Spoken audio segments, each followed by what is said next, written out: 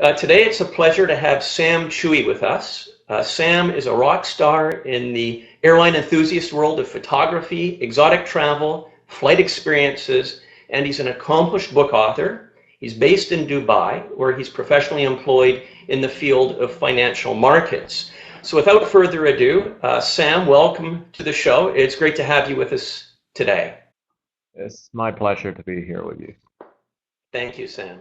So Sam, let's start. How did you first get involved and interested in aviation, and why commercial airlines versus military aircraft?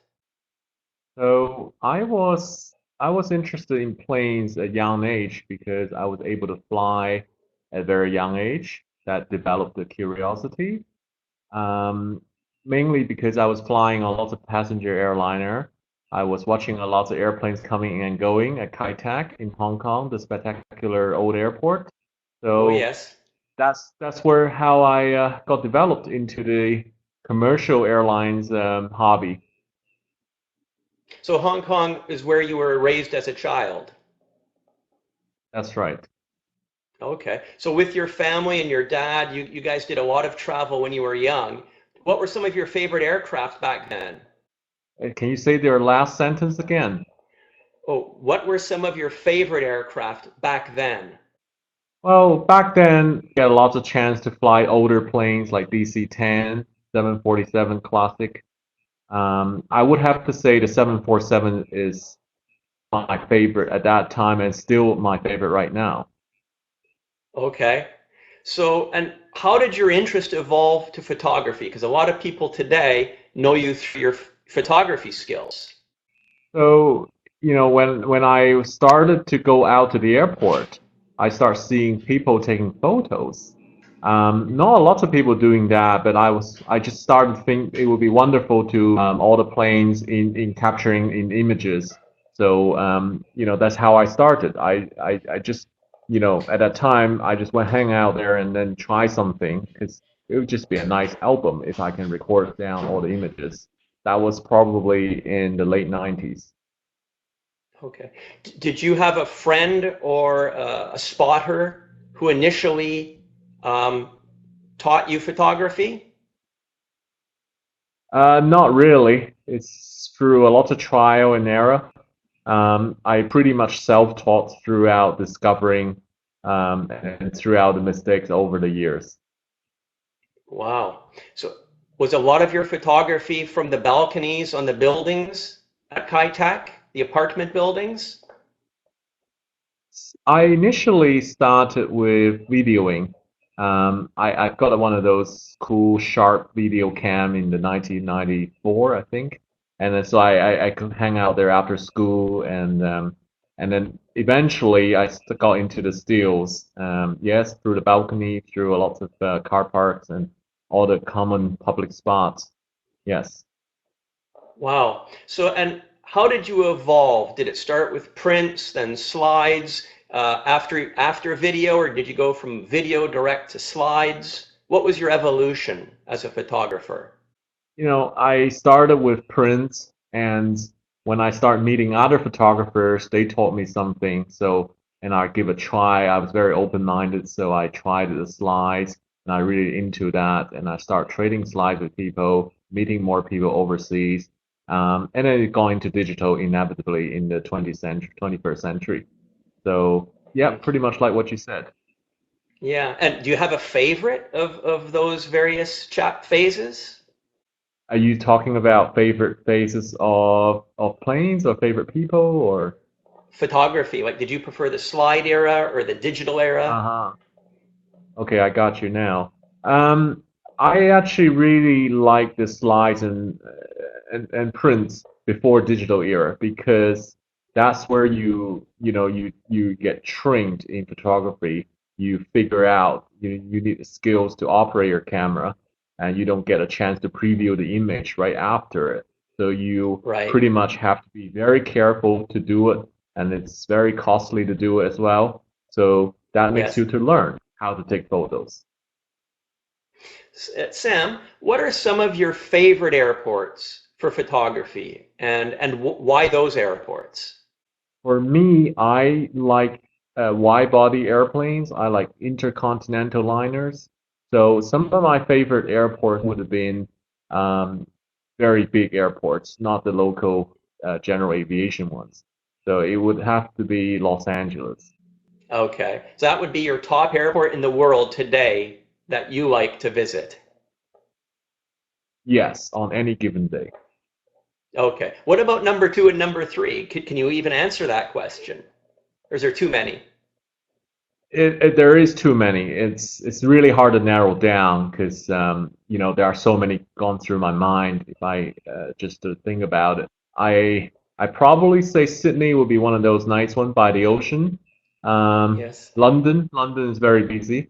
I like there's a lot of airports like Japan, Tokyo, Narita, Hong Kong, the old Right. one inevitably. There are many ones, but I just really don't. I'm not able to rank them by numbers. Okay.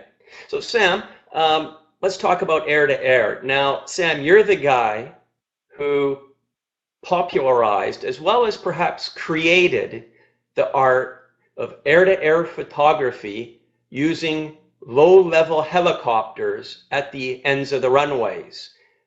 Your look-down shots are famous, both online and in print. And I'm wondering if you can tell us which airport did it start at, and how did you get the idea? It actually started in SoCal in Southern California. We flew with Cessna plane at the beginning, and we flew with Cessna just bypassing Los Angeles. We flew to Mojave. We flew to various destinations around, the southern U.S. West Coast up to Phoenix and Tucson. So we started photographing from planes at that point, maybe early 2000s. Mainly was photographing static planes inside desert storage. Later on, it started to evolve that I just realized if you have the helicopter hovering capability, it would be really nice to make a very nice picture while you are hovering in the air. So you're waiting for the plane to Right? come up and bypass you, or waiting for the plane to come landing past you. So that's how the idea started. I thought I want to do something different because it was not every day's view. It's very precious to see the plane from the air looking downwards onto a plane. And usually you just see on TV, on commercials, you don't see it anywhere else. So I really started looking to see whether I can actually, I'm just an average person, I want to do it that way, see whether there is a way to do it. Wow. Well, I mean, your work is fabulous, Sam. Thank you. Everybody, yeah. So which other airports, in addition to LAX, have you since expanded the air helicopter photography with? So I did it pretty much I did it in New York, in Miami, in London Heathrow, in Johannesburg, in Sydney, in New Zealand, in Auckland. Um, I think these are the airport I've so far have tried.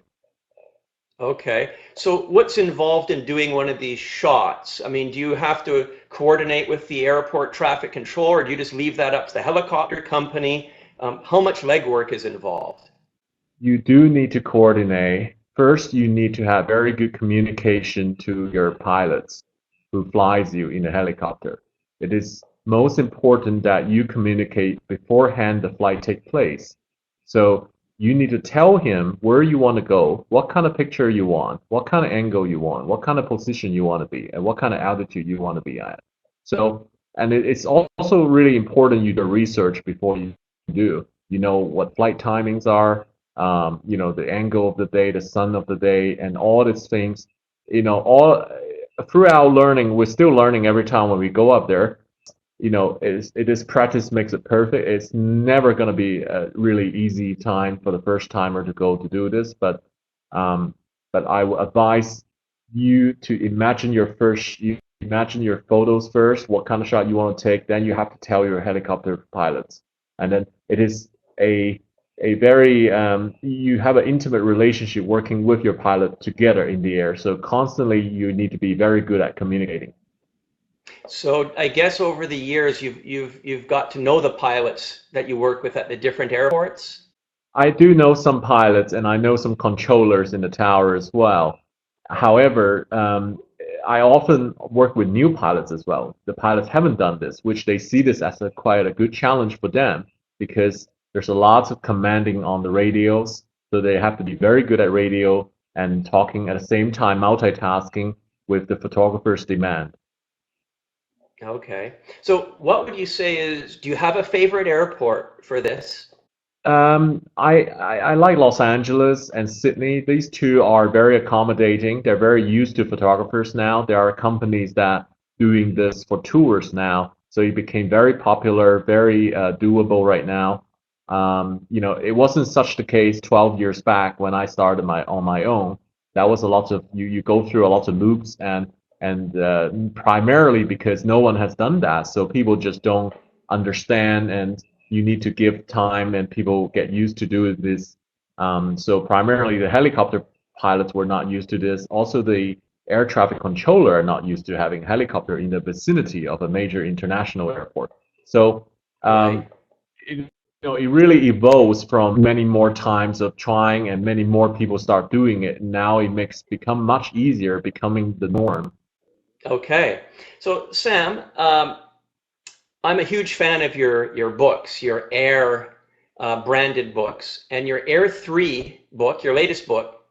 In my opinion, it's one of the best airline photo travel books I've ever seen. So congratulations, it's just super. Thank you. Now, for our listeners, I recommend buying Sam's books if you haven't already purchased them. And you can visit Sam's website at samchuiphotos.com. Sam, how did you get inspired for the idea to launch this theme of travel slash photography book?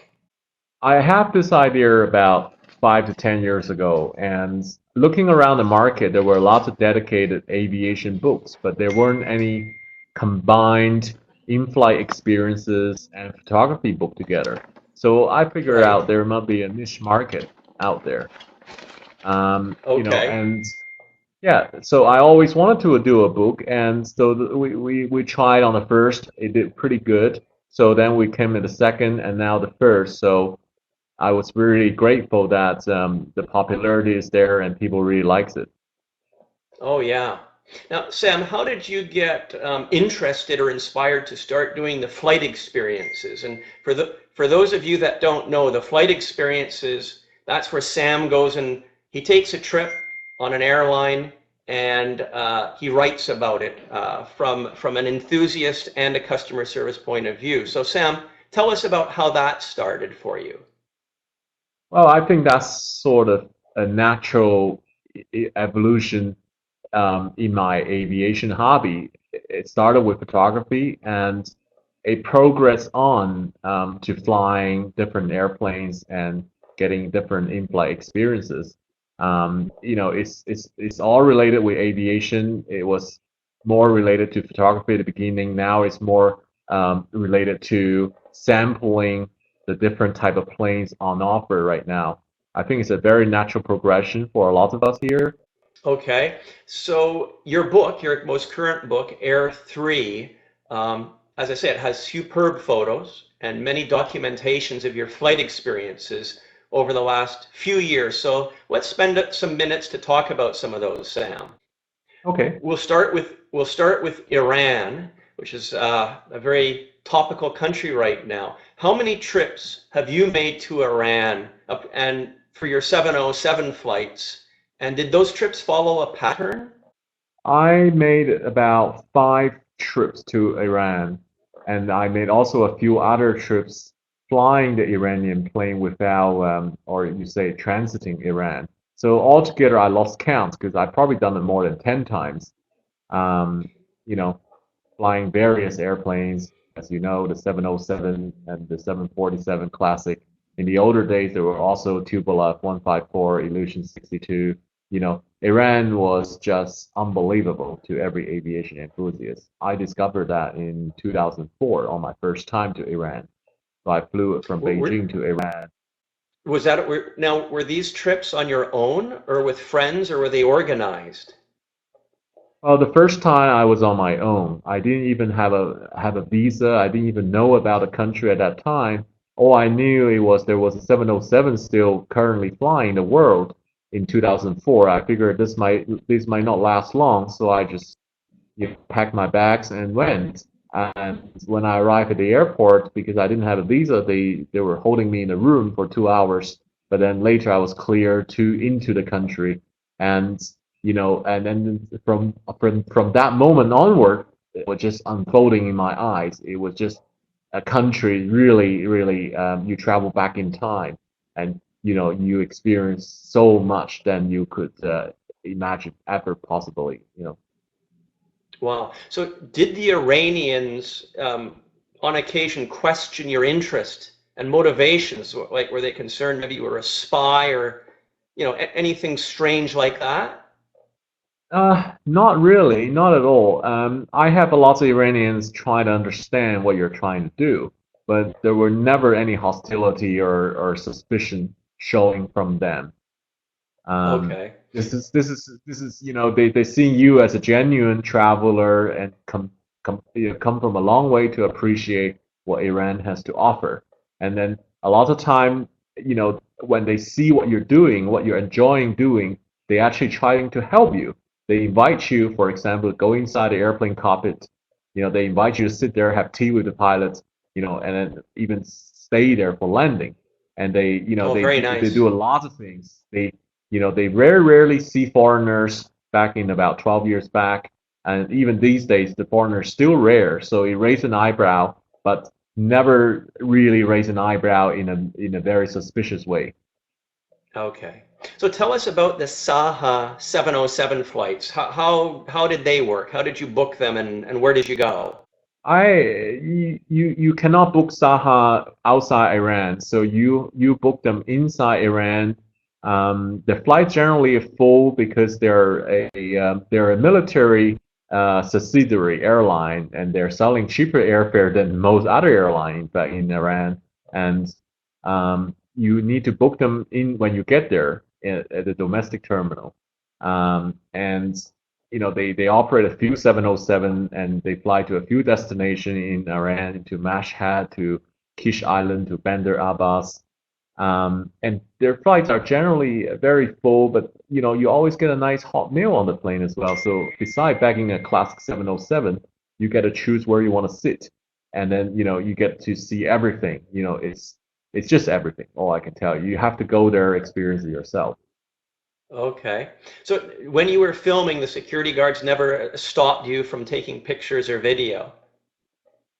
Well, there are some sort of, initially there are some refrainment from photographing and videoing, but if you can talk to them, if you can try to explain what you're doing there, and then maybe they see that you are genuinely interested, that makes a change. And if you can explain to them, the Iranians are very reasonable people. They understand and they kind of level with your reasons, and at the end of the day, they allowed you to do what you want to do.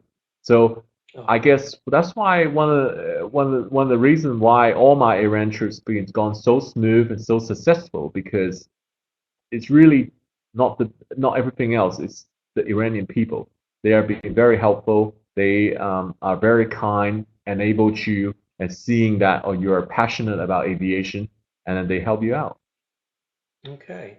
Well, tell us about your recent 747 SP visit to Iran. Well, my last 747 SP was in February this year. Was actually flying to Malaysia. So, and then I did it. The previous one was November last year, which is quite an event. That was a farewell 747 SP event. After the event, the 747 SP life's been extended for another 12 months or so. But really, we're now talking about it might retire very soon in another 3 months. Hmm. So, and how long did you visit there? Just a few days? In November, I was there for a few days. I took my family there. I took my wife there and other friends there. So we visited a few cities, and it was very, very nice. Hmm. Now, do you think the 707s will ever come back into passenger service, or are they done forever?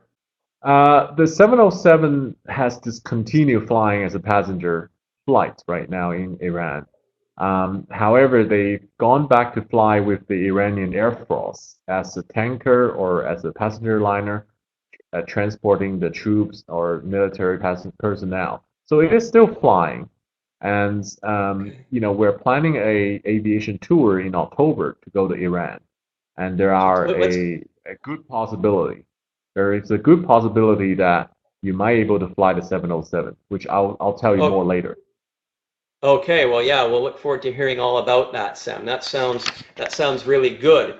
Now, let's talk about North Korea, another very topical country in the news and a very interesting place for aviation fans. Can you tell us about your first trip to North Korea and how did it happen? How did you do that? The first trip to North Korea was in October 2012. That was not the first time the aviation trip has been ran. The first time it ran in May 2012, and then it ran again in June and September. So I was on the fourth batch to go to North Korea. Initially, I didn't really like the idea to have an organized tour. You can fly everything as planned. As an adventurer, I always prefer to organize myself to fly and to go by myself as a single traveler. But North Korea, you can't do that. You have to go with a group and you have to go on government tours. Um, yep, that's it.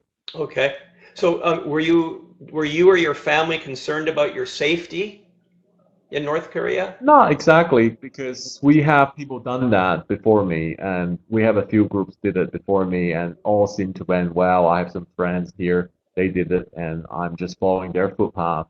Okay. It really, when I came back, it really came back pleasantly surprised me, and the affection has been growing in me about North Korea because it's obviously spectacular with aviation, but also you get connected with some North Korean people. You see some North Korean scenery and sights. Everything's very unique, very special. Not every day what you see in the western part of the world. So there's a lots of things, lots of memories about North Korea that kind of carries in your mind after you came back. Yeah. So, what was your favorite flight, I'll ask, on the tour to North Korea? Do you have a favorite? I do. Every flight has been great. It's very hard to come up with one or two single winner. If I may say, it would be the Illusion 62. This is a very prestige former Soviet intercontinental liner, and the Illusion 62 was used in October 2012 from Beijing to Pyongyang. So you're flying on an international route on this Illusion 62, and now they're forbidden or banned to go to Beijing. So they are using it domestically in North Korea. But having experienced a proper international flight on the Illusion 62 to North Korea, and then I actually sat on the very last row on the plane, so I was sat at row 30, and right next to the two solo VF B30 engine. On approach, you can hear the throttling, you can hear the the noise was just like a symphony. Well, it's fantastic. I can imagine, Sam. So, did the North Koreans, the people you met, did they express an interest or fascination, that you and others were coming to see the Russian airplanes they were flying, or did they not have a concept of that? I think they didn't quite know before I went there, and then they realized there are some mad and crazy people like us who did it, and they gave us a name, Flight Hound. So Yeah, that's the Korean name, Flight Hound. So we're all flying dogs or flight hounds, like AV yeah, geek. yeah. Do you have any funny or strange stories from North Korea that you could share with us? Not necessarily aviation, but anything that sticks out? Oh, there's lots of emotion went through if I think about North Korea. I could not possibly tell you one. I have a North Korean man, a young man came to me he's being watched actually. He's being watched by the minders, and he came to me just to practice English. And he said to me, after you guys leave, I'm gonna be in trouble because I've been watched. I will probably get questioned. So, you do get a helpless moment at that time. And this is, unfortunately, this is one of the sadder encounter in North Korea. We can go back talk about aviation encounters, but this was actually very, it stays on my mind quite solidly for a while. Just to, I understand. you get a personal encounter with something in a total different world you live in. Yeah. So from an aviation perspective, I understand from your book that you did a go around in the Air Koryo TU-134. What was all that about? Do you know? Oh yes, that's actually a very interesting flight because I think on some of these domestic sector, the experienced pilot were training the younger pilots. So I believe the first time we did not line up properly to the runway on a visual approach. It was a beautiful sunny day landing. They just seemed to not lining up. So I think the last minute decision was to go around and come back around to the second time. It was a very nice smooth touchdown. In fact, I have to say the airmanship of Air Koryo has been really really good, and all the landings, if you can recall, all the landings were very smooth, very very nicely done. Yep, I'm very impressed with all the airmanship and all the maintenance on Air Koryo. Yeah. So tell us about the IL-76 flight. Was that your first ride on that plane? Yes, indeed, that was my first ride. It was almost I don't recall. It possibly was my first cargo ship ride as well. And this plane was noisy as hell. It was probably one of the noisiest plane I ever flew. And you're flying in a bulk, a hulk of a plane, and there's a few windows to look out. So the experience is very different to normally how you would sit down and fly. And what about the TU-154M? Was that special or you had many already? What were your thoughts?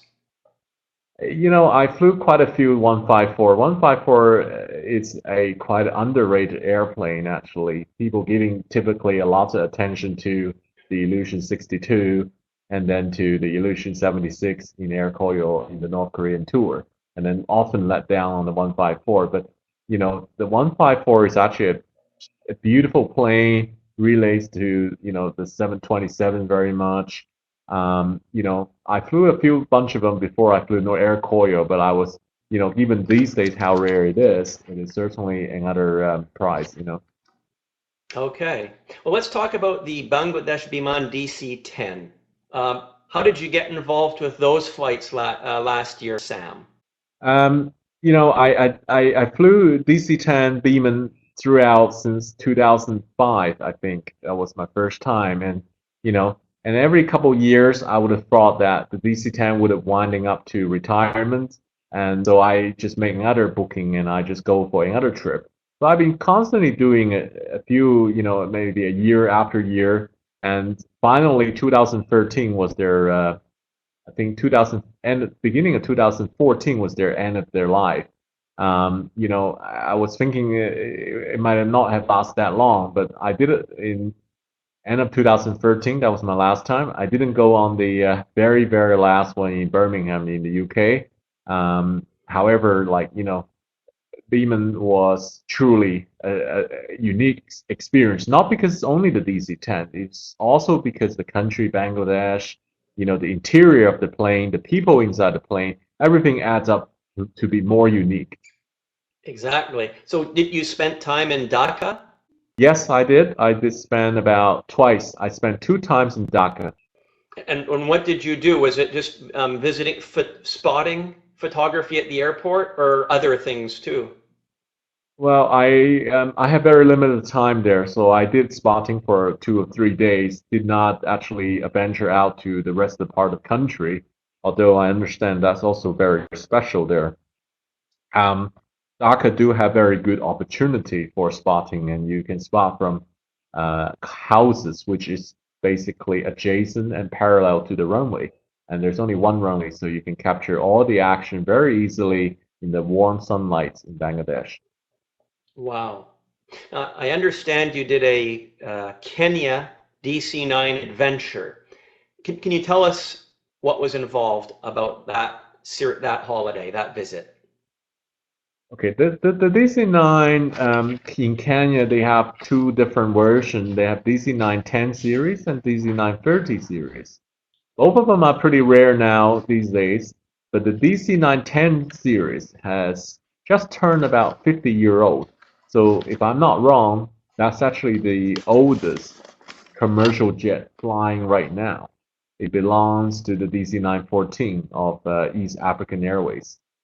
The DC-932 belongs to another airline, which is called African Express. It's a green color airline. They're flying between Kenya and Somalia.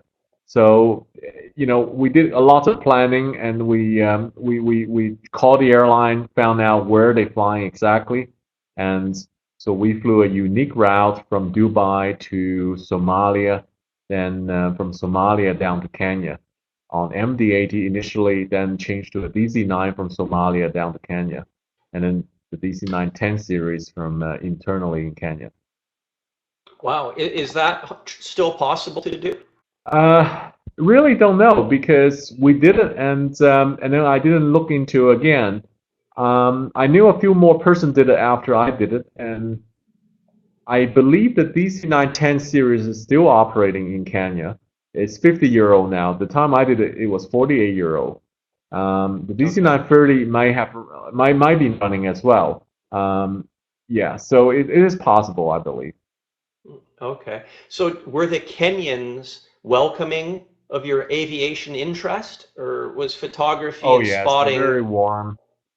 hmm They're very warm Okay. people, and I went with three other friends, and we had no problem sitting in the cockpit for takeoff and landing in all sectors. They Oh, wow. straight away once you make your intentions, they understand completely, and they're very very open to it. They invite you to just sit behind them. In fact, they're very proud of showing their airmanship. They're very proud of showing, how to piloting these old planes completely manually. You know, we had a flight from into Nairobi on the last sector. The DC-9 has a pressure problem malfunctioning. The warning light will come on every 30, 40 seconds. You have to press the button to reset it. And the pilot weren't too concerned, and they're very confident at handling the plane. And you can tell they're totally in control because it is a manual plane. There's no computer involvement. So their judgment is crucial to the flight safety. Okay. Wow. So you would say they were used to aviation fans coming to visit their operation? Yeah, possibly. And I think they're just very warm people. Once they see someone who's passionate and interested in aviation in what they're doing, and they're very happy to show you, and they're very proud of showing out their work to you. Wow. So when you were not flying on the DC-9s in Nairobi, what else were you doing? Because I've heard that it can be a dangerous place. Well, we didn't really spend a lot of time. It is quite a dangerous place, to be honest, because every hotel has a compound, is well guarded. We did went to one of those big barbecue place to eat and all that. We were pretty packed just to do flying, 3 days all there. So I do want to go back to do more safari, animal safari, and that's very popular in Kenya. They do have another airport in Nairobi, which is called Wilson Airport, and then they still operate a 7 to Masai Mara. That's where the safari strip is. So the Dash 7 could land, and you could have animals on the landing strip next to the plane when you're coming in. You could have buffaloes, you could have, a cheetah or something just hang out next to your landing strip. Wow.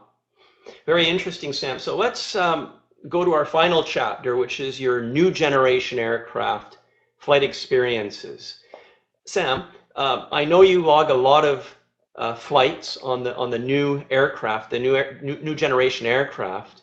What would you prefer to fly on tomorrow? A 787, a 747-800, or an A380, or some other aircraft? I flew all three types so far. I would like to fly 747-8 a couple more times. It's quite rare. There's not many airlines still flying them.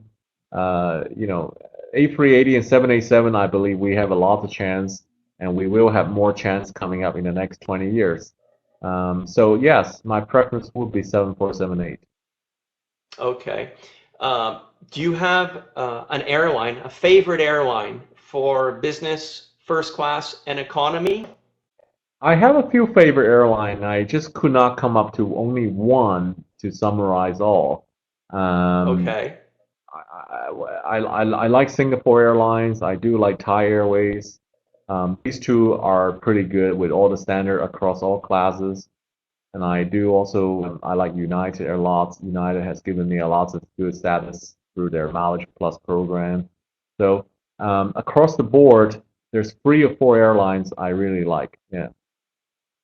Okay. What about like Emirates or Qatar? Any other more from that region? Your region, I should say. Yeah, they are very good. They're catching up very rapidly, and out of the Middle East region, I would my favorite goes to Qatar, and then it will be Emirates. Yes. Okay. So, in the past few years, what would you say would be some of your favorite flight experiences? Can you summarize some of those for us? Well, I have quite a few interesting one, and I always thought the Concorde going supersonic speed is a unique experiences. That probably is one of the best one I've done. Although it was a long time now, it was 2003 on the Concorde on British Airways from New York to London in 3 hour 18 minutes at 55,000 Yes. feet. You know, and I flew various. I think, to be quite honest, I've done about 1,500 flights, and there's not even one single bad flight because I enjoy all of them. Good. And Fantastic. it does not matter where you sit or which kind of plane you are, because we're flying up in the air, and that was very special moments. And I always like to dream on the plane, dream in the air. I like to listen to my favorite tunes, and you know, it just adds a lot of enjoyment on your flight. So to me, a 1,500 flight, each flight are good. There's not one flight I didn't enjoy. I want to get out as soon as I can. There's no flight like that. Good. Very good. Now, the A340 doesn't get too much, you know, promotion today, but are you an A340 fan? And I understand you did a Yes, I special am. aero lead. Yeah. Can you tell us I'm about a your? big fan with A340 because it's 4 engines. Um, yes, the Aerolíneas Argentina flight. I did it twice. I did it one time, long time ago from Auckland to Buenos Aires. Then they started non-stop Sydney to Buenos Aires. So I was on one of their last or second last flights before they terminate the route. And interesting, I didn't know anyone. Everyone was speaking Spanish on board. I started just to tell one of the flight attendants that I'm really interested, and I came to fly just because I was interested on their transpolar operation flying over the South Pole. Not exactly over the South Pole, I can say trans-Antarctic operation flying over the Antarctica continent. So he see through my passion, and then he took me to the cockpit. And then surprisingly, the cockpit door was wide open during the 13-hour flight. It was never shut. Um, so you know, and then they have 2 sets of pilot. The relief pilot was there, and then we were just flying in the middle of nowhere, you know, a few hours before we reached overland in South America. And then they started to showing me the chart, what about the whole, you know, transpolar South Pole operation. You know, they're very proud of the history of Aerolíneas because it started in the 70s doing that. And Right. so one of the interesting fact the pilot was speaking is the airplane could go as south as 71 degree south, but it has to watch the temperature of the fuel. So if the temperature becomes too cold, the fuel might get freeze in the fuel compartment. They have to fly north on the plane to try to keep the temperature up a little bit. So that was an interesting founding from the pilot explaining all that. I made a It YouTube is. video, so on the YouTube video, I think the pilot summed it up pretty good. He explained all the key points on that operation on that flight. Wow. Wow. So now, what is is the A350 the next airplane on your radar for a flight experience, or is it something else? Yes, I have been fortunate. I flew the first A350 inaugural with Qatar Airways to Frankfurt from Doha in this Okay. January. And it has been a very impressive airplane. In fact, I like the A350 more than the 787 because it's more quieter and it's a much larger airplane. It's wider cabin. It just make the passenger feel more spacious, more roomy. I'm very impressed with the A350, and it's a very good-looking airplane, actually. Good stuff. Now, what about Russia? I know you did a big trip there several years ago, but you haven't been there too frequently. Is it how can you tell us about that? Russia was difficult because the language was also a problem. The organizing is also a problem because the languaging and the Cyrillic language. I did. I went to Russia 3 times. I was quite passionate about it. 2004, 2006, 2007. Throughout all 3 times, I think I made a record. I have not even flew one Western-made plane in Russia. So I never flew an Airbus Wow. or Boeing. All 3 trips I flew Illusion 86, Illusion 62, 134, 154, Yak 40, Yak 42, Antonov 24. Those are the planes and traveled extensively through Siberia, through Kamchatka Peninsula, through Vladivostok, Khabarovsk, many towns in the middle and Siberia. The problem after 2007 and 8 is there's a rapid replacement of these planes in Russia going on, and it makes it very difficult to predict what kind of plane you were able to get to fly. We have groups been to Yes. Russia in 2009 and 10. They have been unfortunate. Every Tupolev 154 flight has turned into a 737. So Ugh. that kind of draws you away from Russia. But recently, I think there's a resurgence of interest coming back to Russia, and the oil price has been falling sharply, and now it seems like some of the smaller regional airline has vowed to keep their older Russian Yak 40, 134, Yak 42 operating. So these are the rare types now, and you can easily get them done in Russia now. So I may be looking at a future day to go back to Russia one more time. Good stuff. Great stuff, Sam. Well, we're getting close to the end of our interview portion of the webinar. Sam, can you tell us all about what you've got planned for Iran? I understand you have some big plans with your tour, and we'd all like to know. So I'm organizing an aviation tour combined with some sightseeing in this October, October 1st to October 7th. And the aim of that is to fly the last Iran Air 747 SP, the last possible chance to fly 747 SP into Iran. You fly a proper intercontinental 747 classic jet into Iran. Then inside Iran, we'll have 6, 7 days there to fly 4 or 5 different classic type of airplanes. For example, the 727, the 747-300, and then the BAE 146, and also some other types of planes. What there is a potential positive development right now is I'm talking and negotiating with my Iranian counterpart to charter some of the very, very rare and historic exotic airplane from the Iranian Air Force. So that will be the 707, which retired recently from Saha, has gone to the Air Yes. Force, as I mentioned earlier. So that might be on the agenda. And also the 747-100 series tanker. So this plane is nobody has flew it so far. In fact, what I gathered, inside is a complete hulk. It has no seats. You have to put pallets and seats on it, and it's a complete cargo plane basically. So it's very unique, and it's 747-131 XTWA. It's one of the very early 1971 or 73 made. Yes. And then the last type is the Fokker 27. That's also getting Oh, wow. extremely rare these days. So we will hopefully get a chance to fly the existing passenger flights, 747 SP, 727, A310, 747 300. Plus, there's a possibility of getting on the 707, the 747 100, and the Fokker 27. So if we could get all of these types done within 6 to 7 days, I think the tour will be one of the best tours right now. Oh yeah, fantastic. So when will you know? When will you be able to confirm? Do you need to have a minimum number of people to make this happen? It's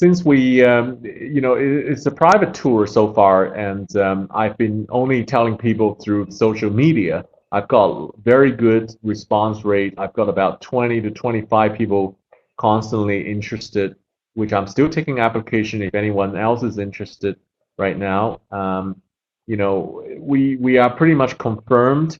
The tour will be taking place, and it really now depends on additional types of plane, whether we can successfully charter those additional type of planes. But the tour is going ahead. And again, if anyone's interested, you can just contact me on my website on Sam Chui Photos. So where is the international flight coming in from? What are people's choices for the SP coming into the country? We offer 3 options on this tour. The first is from Beijing on the 1st October. And you book the SP from Beijing to Tehran and returning back to Beijing later. The second option is flying from Malaysia from Kuala Lumpur. And that will be on the 3rd of October, which is Saturday. And then you can have the option returning on the 6th October or the 9th October. Again, with Iran Air 747 SP. And the third option is for people who just come to Iran on their own ways to join us for the land tour portion. Okay, so you're going to be there the entire time, and you will meet people and every day organize the buses to and from the airport, the meals, hotel accommodation, everything. Is that correct? Yes, that's correct. So I'm gonna be there. I'm gonna be there all the time, and we're gonna have all the domestic tickets arranged. We're gonna have the hotel. In fact, we might have the hotel to all ourselves. We're gonna hire a whole airport hotel out. We're gonna have functions in the hotel. We're gonna have a cocktail party, welcoming party. We're gonna have Iranian aviation friends coming over. We're gonna have chats with aviation with people in Iran. We're going to go out to the end of the runway at the airport just to watching some planes coming in and out. We're going to visit the Tehran Airport Museum. The other possibility, I started talking with Iran Air, is to visit their facility in Iran, to see their maintenance, to see their kitchen. These are the possibilities. And for 7 nights, we will have a very packed program, but not to forget Iran is a tremendous country for sightseeing as well. So we will be visiting the ancient capital of Isfahan, and also we'll be doing some sightseeing nearby Tehran. And October is a very good time to go to Iran. It's not the hottest time. It's the fall season. Iran do have 4 seasons a year, and so it's going to be some really awesome colors. Sam, it sounds absolutely fantastic, and congratulations for having the foresight to put together such a great program, and I wish you only the best success. Fantastic. Thank you. It's my pleasure to talk with you. Well, we could go on a lot more. We've got there's a lot of topics that we haven't even started to talk about yet, but I'd like to thank you, Sam, for this fabulous interview, and it's been wonderful to listen to your great passion of flight. And at this stage, I'd like to open the floor to questions from our listeners. So we'll see if people have questions. You can open your chat now, and we can start to bring you in. So let's see what people have to say. Let's see what we have. Now, Adil says this was fantastic. Thank you, Adil. Tim Wichter asks, what kind of photo gear do you prefer on the road, Sam? Well, I recently just updated my photo gear. I'm not. I want to be as comfortable and light as possible. So I don't carry two lenses and all that. So all I can tell you is I use two different cameras on my trips. One is DSLR, which recently I bought a 70 Mark II Canon.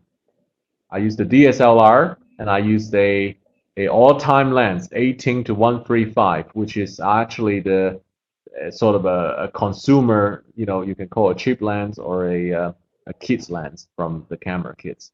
And I use the other one I use now is a Samsung S6 cell phone. So the cell phone is small enough to in your pocket. It does fantastic photo throughout the window shots, in the cabin shots, throughout the sceneries. I recently went to Europe. I did this arrangement, and I'm very, very happy with it. And I don't see the point carrying three multi DSLR on your neck. It just becomes too much of a burden. Yeah. What about for video? You use the Samsung? So I'm using the Samsung for video, and I really have the S6 so far in the market is the best photo camera cell phone, and it really has a very good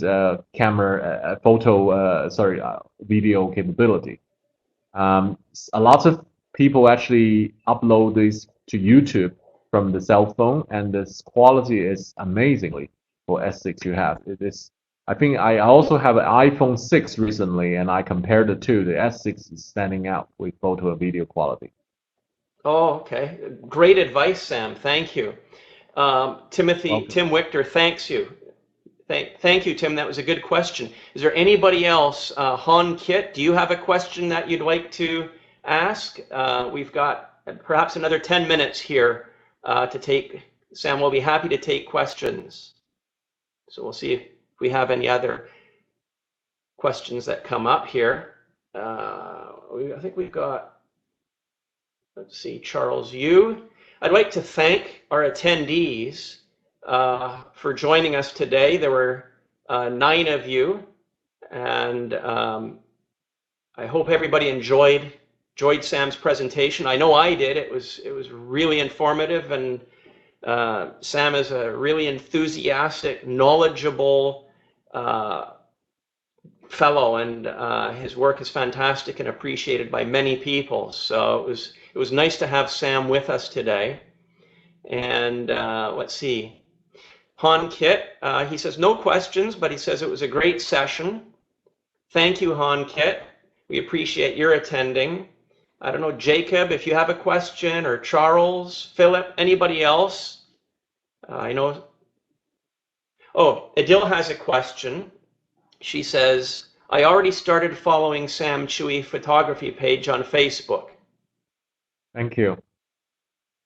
So that's good, Adil. Thank you. Tim Wichter says, Sam, your positive attitude and talent are wonderful to see. Best wishes for many more years of photography. And I think a lot of people also agree and wish you the same, Sam. Thank you. I appreciate all the comments here. Yeah, so we'll end it on that. Thank you, everybody, for attending, and I wish everybody a nice day, and a special thanks to you, Sam. Thank you for all your help, and thank you for being such an enthusiastic person for the aviation and enthusiast community. Your work is appreciated. Okay. The pleasure is mine, Henry, and I just want to say this is a wonderful live chat. This is the first time this such webinar. I think it's a great idea from you. And if I'm not wrong, I'm the second person in this. We're still a pretty early stage. I wish you more success and more people, to get on with this. This is very informative. Thank you, Sam. I look forward to sharing this with you soon.